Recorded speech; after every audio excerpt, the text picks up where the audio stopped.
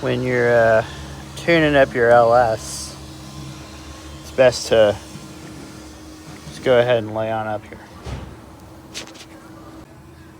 Get you a little anti-seize on your spark plug.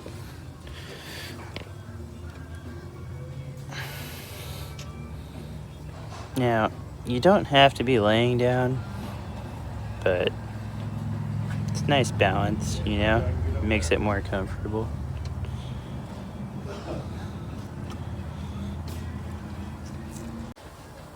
It's definitely easier though, being up in the engine bay, doing a tune-up on these, just for putting them in. Or you can go through the fender liners. Sometimes you can see really good in between there. But it's harder on this one because it's got headers. I'm trying to see it. But when there's stock manifolds, it's usually pretty easy to go through the fender wells too. But sometimes it's a lot of work taking the fender wells off.